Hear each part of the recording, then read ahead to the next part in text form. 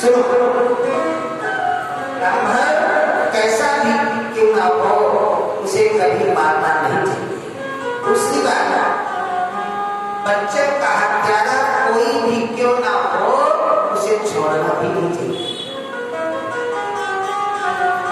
मारना भी नहीं चाहिए। और बच्चे का हत्यारा, बालकों का हत्यारे को छोड़ना भी नहीं चाहिए, मारना भी नहीं चाहिए, छोड़ना भी चाहिए। ब्राह्मण है, इसे मारने का तुम्हें कोई अधिकार नहीं है। ये बाल हत्यारा है, इसे छोड़ने के तुम्हें पाप लगेगा।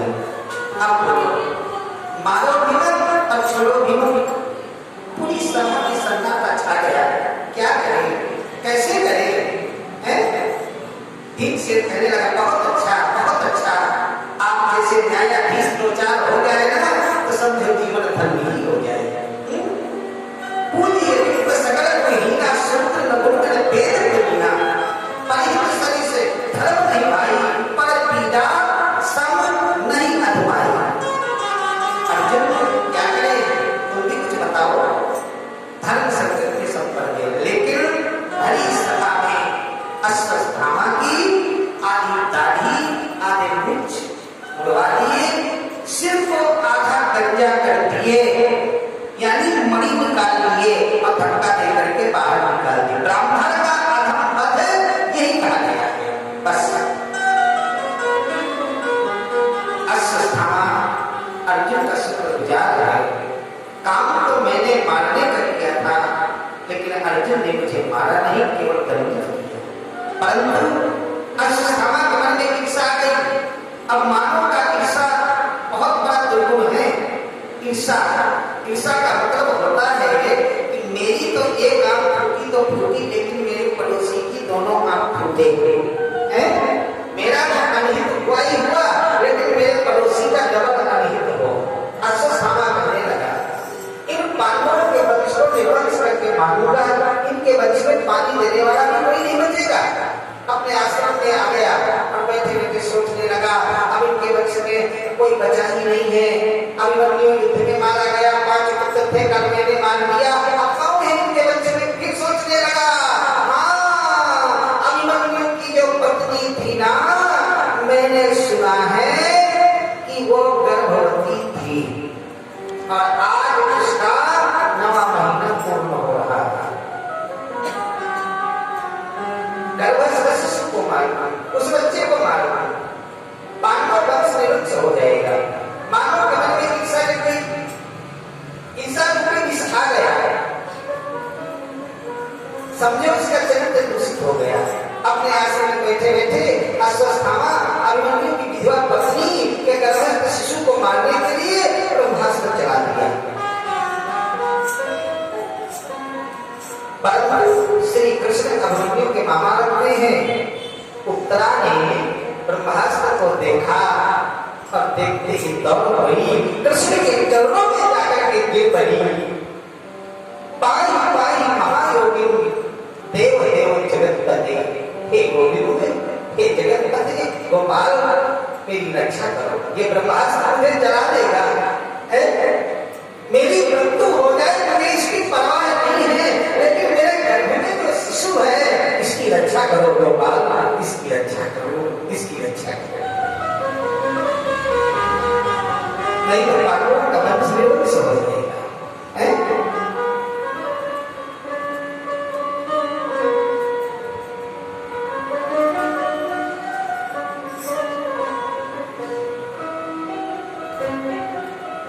मेरे प्रभु जब देखे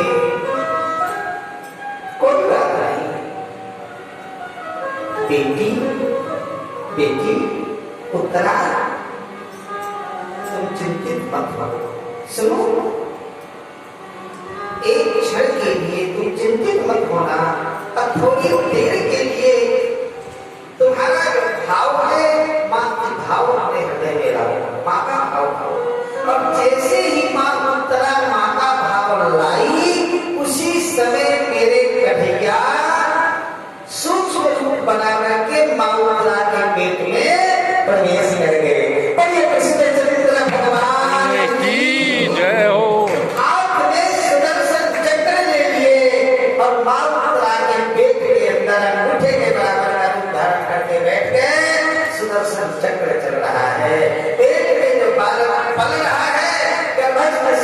भगवान रक्षा कर रहे हैं, रक्षा कर रहे हैं। एक रूप से बाहर खड़े हैं और दूसरे रूप से मां बना के गेट के अंदर हैं। क्या सुंदर प्रसंग है। भगवान तरह से कहते हैं, बेटी कोई कष्ट तो नहीं हो रहा, कोई तकलीफ तो नहीं है। मां तरह कहती, ना ना गोविंद, नहीं नहीं, मैं बिल्कुल सुस्त हूं। हाँ सुनो, जैसे जैसे भगवान के सामने जीव की कोई चलाकी नहीं चलती, वैसे ही भक्तों के सामने भगवान की भी कोई चलाकी नहीं चलती। माता कुंती सब समझ गई कि श्री कृष्ण मेरे पुत्र वधु के गर्भ में प्रवेश हो गए, मेरे पौत्र की प्राण रक्षा कर रहे हैं, मेरा निर्वंश होने से बच गया। माता कुंती श्री कृष्ण के चरणों में गिर पड़ी और बार बार रो रही है, बार बार रो रही है, हे कृष्ण द्वारकावासिनी, देव देव जगतपते, हे गोपाल, मैं प्रणाम करती हूँ। आप साक्षात जगदीश्वर हैं, जगदाधारी हैं, जगदनियंता हैं, परात्पर अखिलेश्वर हैं, निर्गुण ब्रह्म हैं, सगुण रूप में आप अवतरित होकर के यहाँ आए हैं। मेरे प्रभु ने कहा, बुआ जी क्या कह रही हो आप? मुझे भगवान कह रही हो, मुझे परमात्मा कह रही हो? मैं तो आपका भतीजा हूँ, आपके भाई का छोटा बेटा हूँ। कुंती बोली, यही तो तुम्हारा नाटक है गोपाल, यही तो तुम्हारा नाटक है। किसी को बुआ बनाते हो, किसी को फूफा बनाते हो, पर ये कैसे भूल जाते हो कि सबके परवत्ता तो केवल आप ही हो। आप सबके परवत्ता तो केवल आप ही हो, आप ही हो गोपाल, केवल आप ही हो।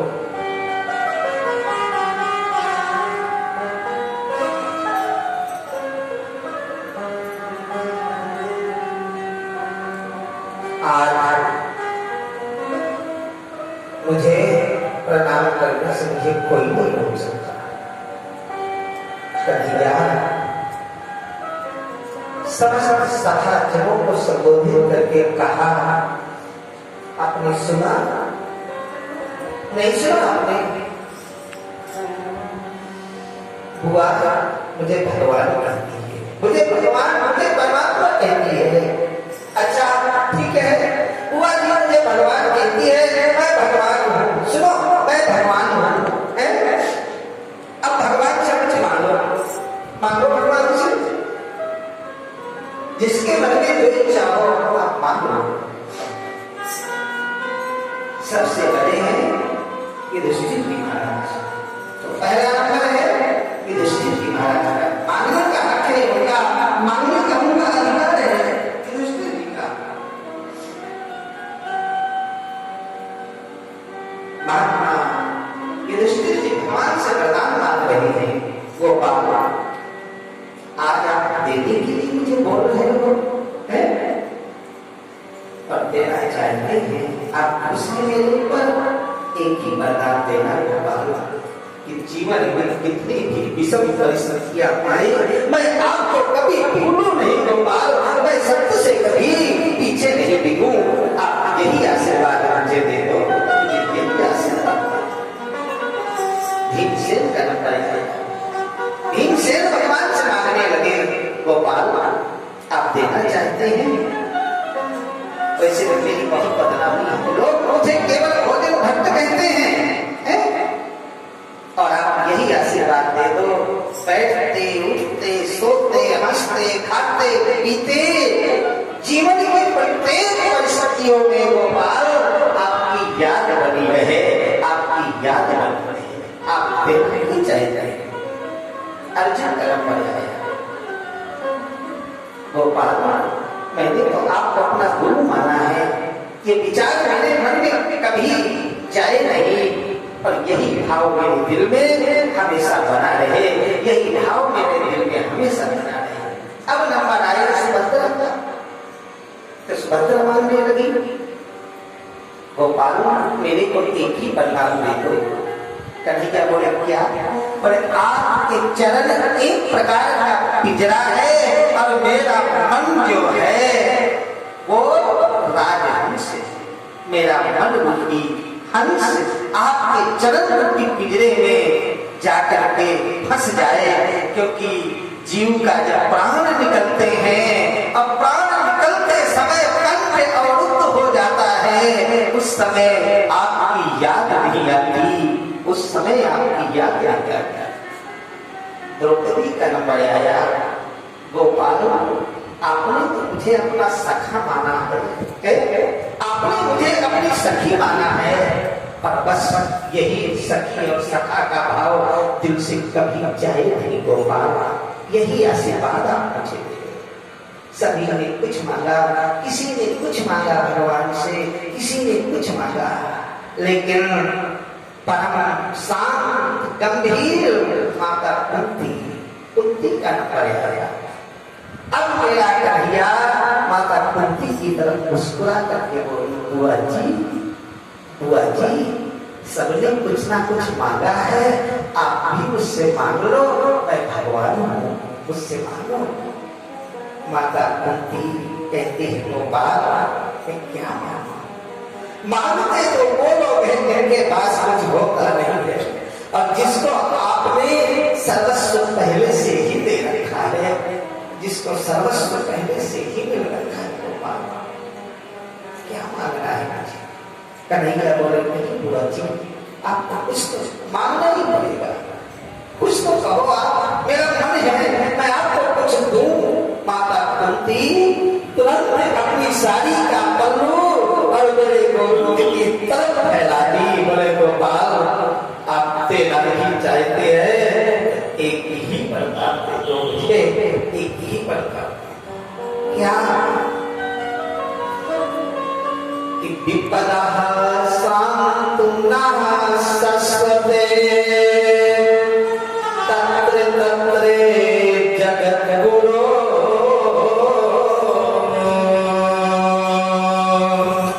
भवतो दर्शनं त्यक्त्वा पुनर्भव दर्शनम्।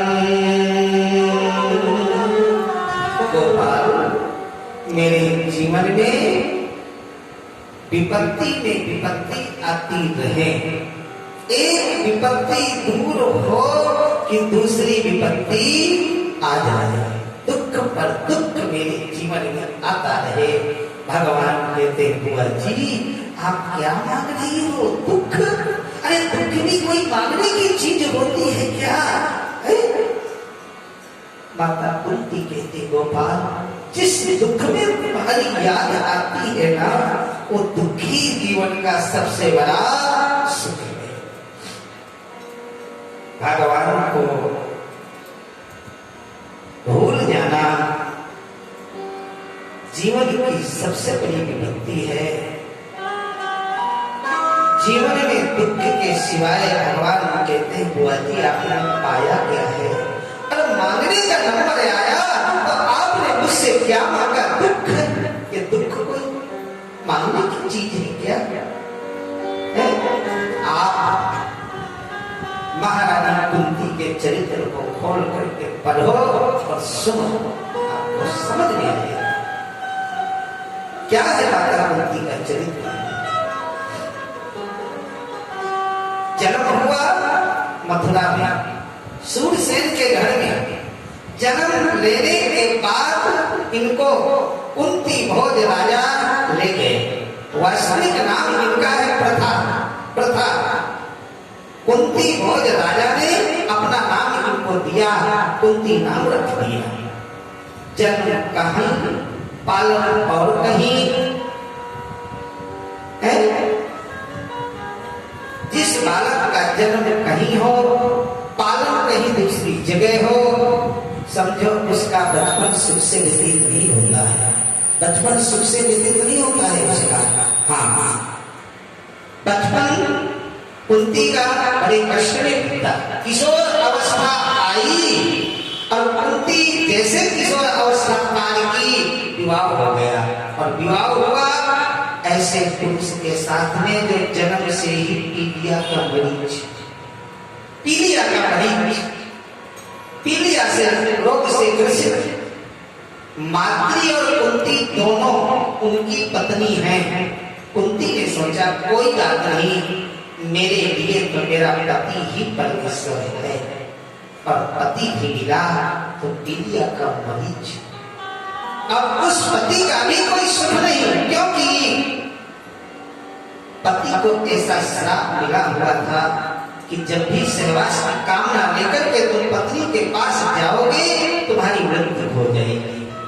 ये तो महात्मा दुर्वासा ऋषि के कुछ वचन थे कि उसके माध्यम से कुंती जिस देवता का आवाहन करती, जिस देवता का ध्यान करती, वही देवता वहां जाकर के प्रकट हो जाते थे। ये महात्मा दुर्वासा जी के कुछ मंत्र हैं। जैसे मंत्र के द्वारा धर्मराज युधिष्ठिर जी को आमंत्रित किया, युधिष्ठिर जी का प्रादुर्भाव हुआ इंद्र की कृपा से, अर्जुन पवन देव की कृपा से, भीम माद्री जो उनकी सौत है उसके लिए अश्विनी कुमारों को आमंत्रित किया। दो बेटे थे, नकुल और सहदेव। कुंती की युवा अवस्था तो सुख से व्यतीत नहीं हुई, पति भी मिला, असमय में मृत्यु हो गई, क्योंकि पांडु राजा एक प्रकार से मन को काबू में नहीं कर सके और माद्री के पास गए, उनकी मृत्यु हो गई। अब माद्री ने कहा, बहन मेरी वजह से पति मरे, मैं इनके साथ में सती होंगी। विचार करिए, ऐसी विषम विधवा नारी ऐसी विषम परिस्थिति में 5 पुत्रों को कैसे पाल सकती है, जिसके 5 पुत्रों को मारने के लिए गांधारी के 100 पुत्र 24 घंटे बैठ करके प्रयत्न करते थे, योजना बनाते थे, कैसे मारे, कहाँ मारे, जहर दे करके मारे या पेड़ में गिरा करके मारे, लाछा गृह में मारे या जला करके मारे। कभी कुंती की पुत्र वधू को भारी सभा में निर्वस्त्र करके अपमानित करना चाहते थे, चौपर में जुए में हारना चाहते थे। 12 वर्ष का वनवास आप सब जानते हैं, और 1 वर्ष का अज्ञातवास हुआ। तुम्हारे जीवन में एक भी दिन सुख से व्यतीत हुआ हो मुझे याद नहीं है, और आज तुम्हारे पुत्रों को सुख मिला, विजय मिली, और युधिष्ठिर जी राजगद्दी में बैठे। मैंने आज तुमसे कुछ मांगने को कहा और आज तुमने मांगा क्या? झोली पसार दी मेरे सामने और केवल दुख ही दुख मांगा हुआ जी है। सुख के माथे सिर पड़े जो हरि हृदय से जाए, और बलिहारी व दुख की जो पल पर नाम जपाए। मेरे भाई बहनों, वैसे सुख लेकर के क्या करोगे? जो भगवान को ही भूल जाए वो सुख किस काम का है? ऐसी संपत्ति लेकर के क्या करोगे जो भगवान की भी विस्मृति करा दे? ऐसे दुख को तो जीवन में बार बार आना चाहिए, जीवन में बार बार आना चाहिए, क्योंकि भगवान की याद जीवन में बार बार आती रहे, बार बार।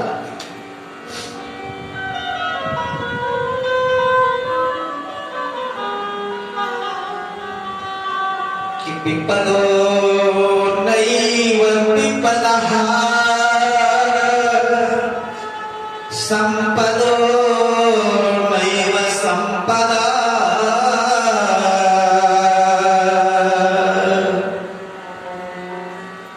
विपत्ति को विपत्ति नहीं कहते, संपत्ति को संपत्ति नहीं कहते।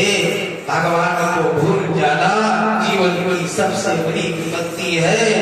उसकी याद बनी रहे, उसकी याद बनी रहे, यही जीवन की सबसे बड़ी संपत्ति। रामचरितमानस गोस्वामी जी महाराज कहते हैं, जब हनुमान जी महाराज माता जानकी का हरण होता है और हनुमान जी महाराज लंका में जाते हैं।